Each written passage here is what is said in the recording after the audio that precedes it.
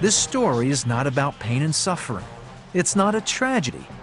Instead, it's about an average man who put football before just about everything, especially church. That's intercepted by Rashid. I would get there, and I never felt comfortable. I never understood it.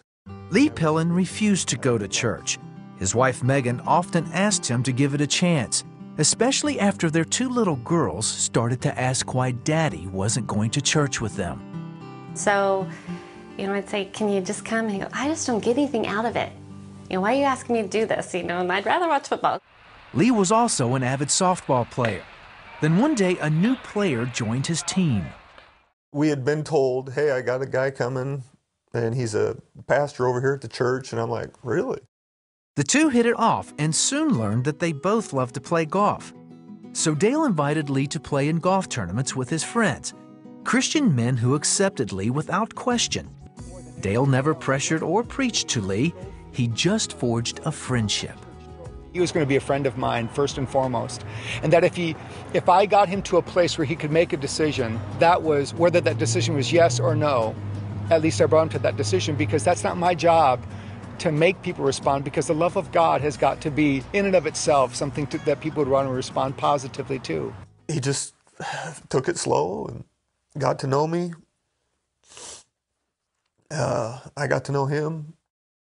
It wasn't that the men never talked to Lee about accepting Christ as his Savior. In fact, they did. But in Lee's mind, becoming a Christian was a complicated issue. I just remember telling him on one of our trips to go play golf, I said, I just don't want it to be because of a tragedy. I don't want my kids to be sick. I don't want my wife or myself to be having an issue or a problem that's going to make me realize this is what I want or this is what I need to do. He was not anti-God. He was looking for that experience, that huge aha moment where he all gets it and it all comes together. And of course, we knew Lee well enough to know that that probably wasn't going to be the case for him. But then, on the same hand, I says, what's it going to be? What's it going to take? And I struggled with that for quite some time. The answer to his question came in December of 2005. Lee's family was asked to read the Christmas story for the Christmas Eve service.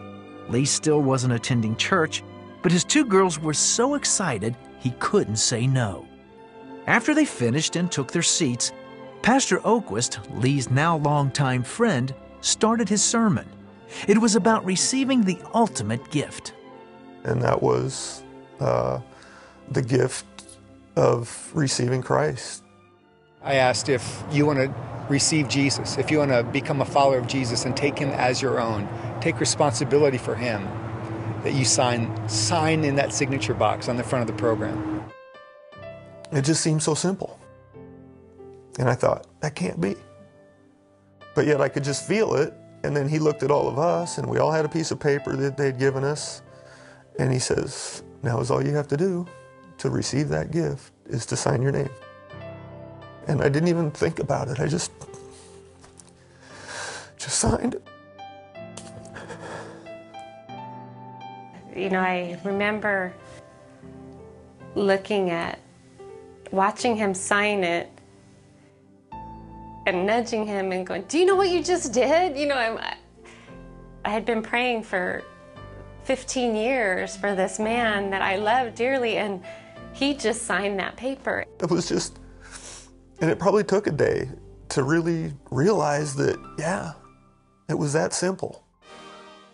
Now on Sunday morning, you'll find Lee at church with his family, because Lee will always remember that Christmas Eve in 2005 when the simple message of Christ's love gripped his heart. Wow. This is amazing how subtle it was, but yet how powerful it was. Together now we can grow together towards the Lord, and nothing's holding us back.